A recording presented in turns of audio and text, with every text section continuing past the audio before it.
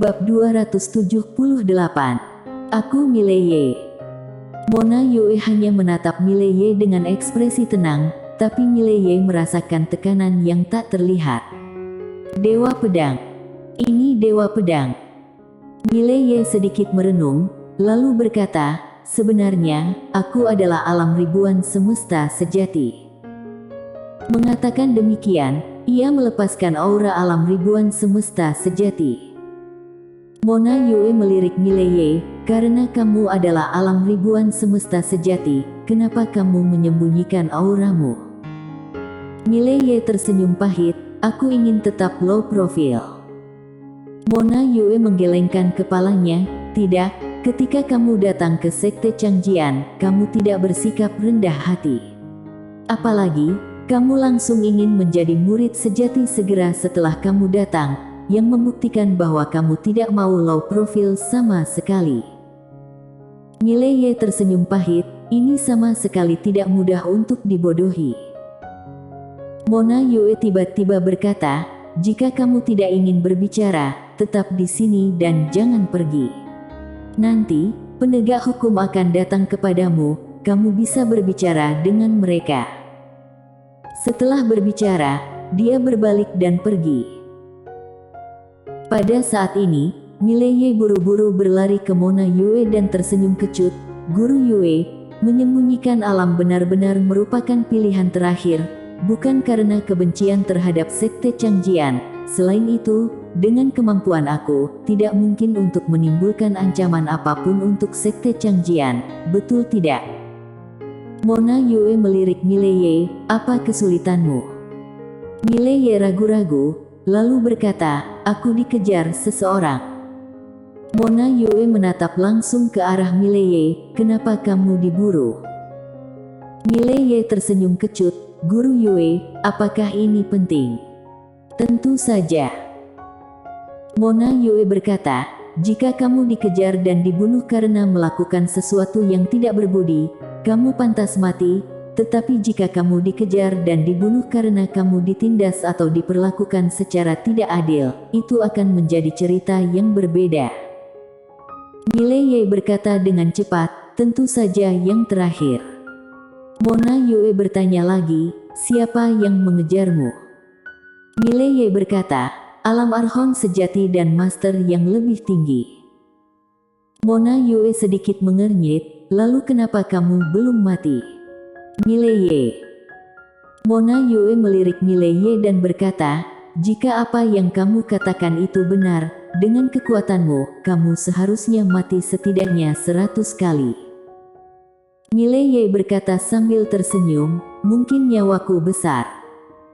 Mona Yue menggelengkan kepalanya, baiklah, setiap orang memiliki rahasianya masing-masing.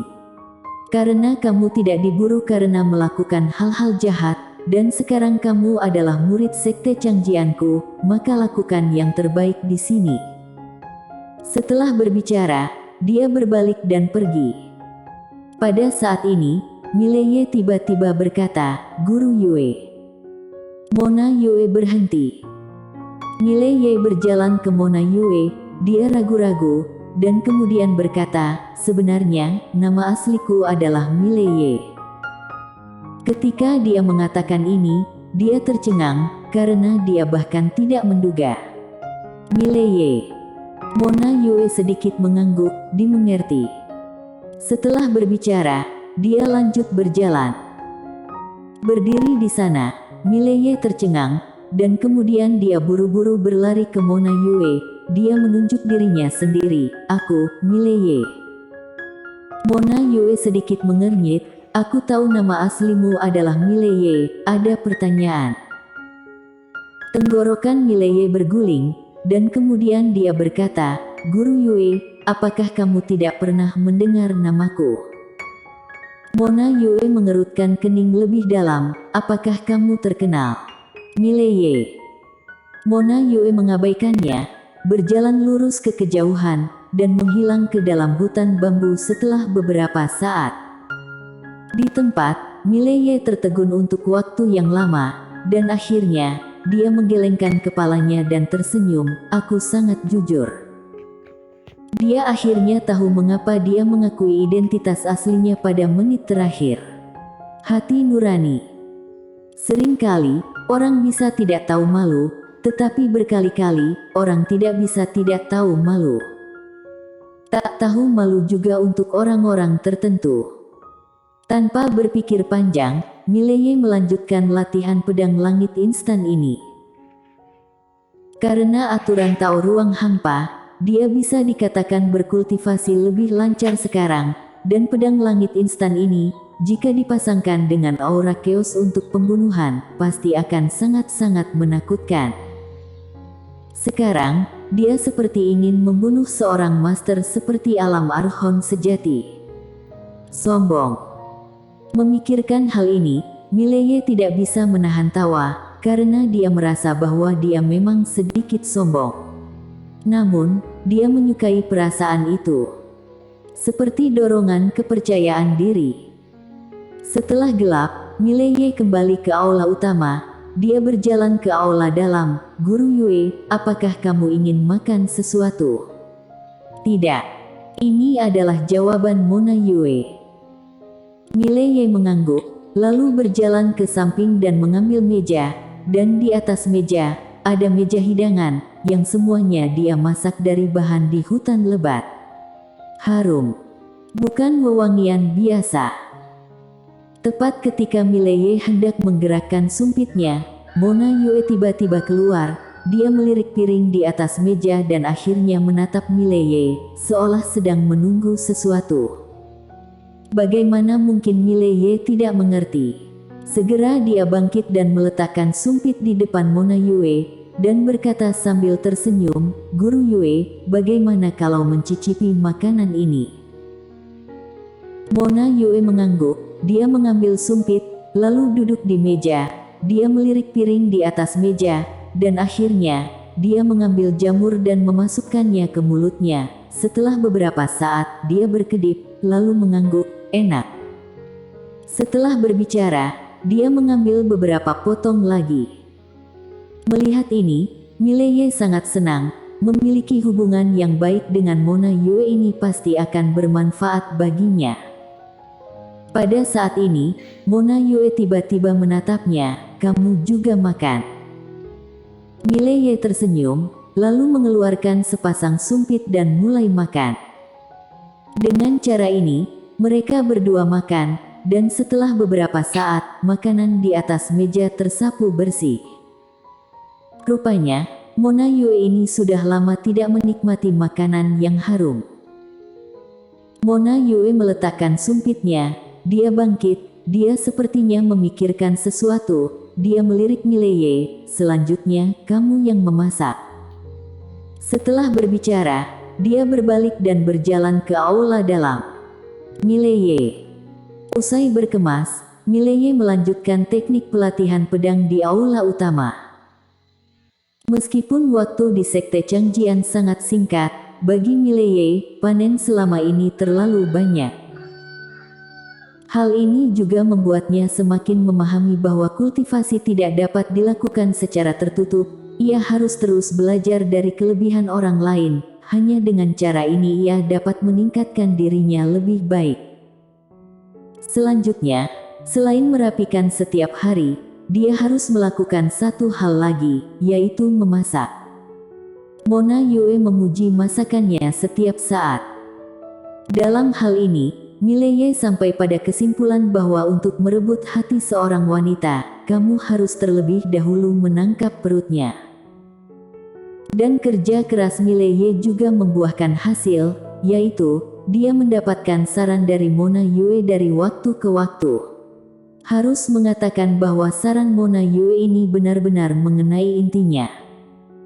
Begitu saja, sekitar setengah bulan kemudian, pada hari ini, seorang lelaki tua tiba-tiba datang ke puncak pedang awan. Di luar aula utama, lelaki tua itu membungkuk sedikit. Paman seperguruan Yue, atas perintah ketua sekte, datang untuk memanggil murid sejatinya paman seperguruan untuk menunggu di panggung penerima pedang. Setelah hening sejenak, sebuah suara datang dari aula, mengerti. Orang tua itu membungkuk lagi, lalu berbalik dan pergi. Di dalam aula, Mona Yue berjalan keluar dari aula. Dia melirik Mileye yang sedang merapikan ruangan. Pergi ke panggung penerima pedang, seharusnya ada tugas yang harus dilakukan kalian. Saat dia mengatakan itu, dia melambaikan tangan, dan pedang alam sejati tingkat atas jatuh di depan Mileye. Aku meminjamkannya untukmu untuk saat ini. Setelah berbicara, dia berbalik dan memasuki aula dalam. Tugas. Mileye tertegun, masih ada tugas yang harus dilakukan. Setelah beberapa saat, dia sedikit lega. Di sekte, biasanya ada beberapa tugas yang harus dilakukan oleh murid sekte. Tujuan melakukan ini secara alami adalah untuk berlatih, untuk melatih kemampuan bertahan dan efektivitas tempur seseorang. Jika telah berkultivasi di sekte dan tidak berhubungan dengan dunia luar, kamu pasti akan menjadi bodoh. Setelah beberapa saat, Mileye menyimpan pedang di depannya dan pergi ke panggung penerima pedang. Panggung penerima pedang berada di gunung yang tertinggi kedua setelah puncak pedang awan. Di puncak gunung, ada platform batu besar. Di platform batu, berdiri pedang raksasa. Pedang raksasa itu setinggi 10 kaki, lebar 30 kaki, pedang itu berdiri tegak bagaikan ingin menembus langit. Ketika Mileye datang ke panggung penerima pedang, sudah ada dua orang di sini, seorang pria dan seorang wanita, keduanya tidak terlalu tua, berusia 20-an. Pria itu mengenakan jubah biru, sedangkan wanita itu mengenakan gaun panjang berwarna hijau air. Di punggung keduanya, mereka berdua membawa kotak pedang. Melihat Mileye, mereka berdua mengepalkan tangan ke arah Mileye sebagai salam. Mileye juga buru-buru membalas. Mereka bertiga menunggu dengan tenang, tidak ada yang mengatakan sepatah kata pun, tetapi Mileye merasa sedikit bosan. Dia berjalan ke pria itu, siapa nama saudara ini? Pria itu melirik Mileye, lalu berkata, puncak pedang misteri, Leiden Bailey. Ekspresi Mileye terkejut, jadi kamu Leiden Bailey sekte Changjian.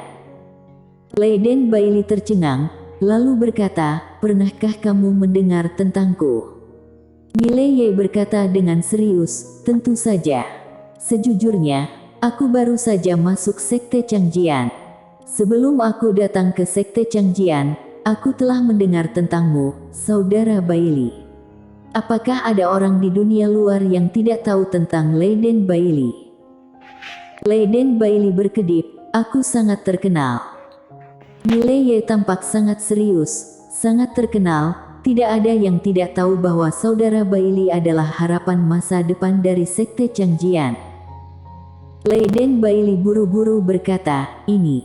Meskipun ada beberapa kebenaran, sebagai kultivator pedang, aku harus menjaga sikap rendah hati untuk waktu yang lama. Mileye. Pada saat ini, Leiden Bailey mendekati Mileye dan berkata, itu, apalagi yang dikatakan dunia luar tentangku. Mileye akan berbicara, ketika tiba-tiba ada suara pedang di langit yang jauh, dan kemudian, seorang wanita tiba-tiba datang dari langit yang jauh dengan pedang. Pedang melintasi langit. Wanita itu memegang pedangnya, mendarat dengan kuat di samping panggung penerima pedang dalam postur yang sangat indah. Setelah mendarat, wanita itu melompat dari pedang dan mengait dua jari tangannya. Pedang pirus itu berubah menjadi gumpalan cahaya pedang dan menghilang di antara alisnya. Penampilan wanita itu sangat cantik, terutama sosoknya yang sangat anggun dan ramping, membuat orang ingin memeluknya. Kakak seperguruan Lesti Lan. Di samping Mileye, Leiden Bailey berkata, kakak seperguruan Lesti Lan sangat kuat. Dikatakan bahwa dia bisa mencapai kaisar pedang paling lama dalam setahun. Mileye bertanya dengan cepat, saudara Bailey, siapa yang lebih kuat, kamu atau dia?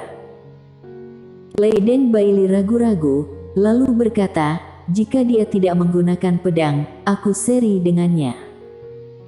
Mileye tidak bisa tidak meremehkan orang ini, betapa tak tahu malunya dia. Pada saat ini, seorang lelaki tua tiba-tiba muncul di panggung penerima pedang, dan lelaki tua itu melirik Mileye berempat, setelah kalian keluar kali ini, harus mematuhi perintah kakak seperguruan Lesti Lan dan bekerja sama dengannya untuk menyelesaikan misi ini. Penyelesaian misi akan dihargai, jika gagal, akan dihukum. Sekarang, pergilah. Suara lelaki tua itu terdengar, dan Lesti Lan langsung mengangkat pedangnya dan bergegas ke awan. Dan wanita di samping Mileye juga mengikuti naik ke langit dengan terbang dengan pedang, termasuk Leiden Bailey. Ketiganya dengan cepat menghilang ke awan. Tapi Mileye tidak bergerak. Orang tua itu memandang Mileye, apakah kamu punya masalah? Wajah Mileye muram, aku punya masalah besar. Aku tidak tahu cara terbang dengan pedang. Bersambung.